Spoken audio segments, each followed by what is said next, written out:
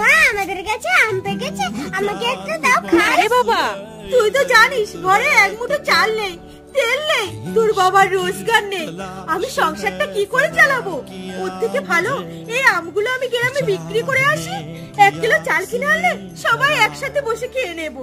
হ্যাঁ মা, তুমি ঠিকই বলেছো, যাও এগুলো বিক্রি করে চাল ডাল কিনে আনো, একসঙ্গে সবাই বসে খাবো। আমি তাহলে আসি, একটুও দুষ্টুমি করবে না। ঠিক আছে, আর সবাই একসঙ্গে ভাত খাবো, কি মজা। আম নেবে? আম খুব ভালো মিষ্টি মিষ্টি আম।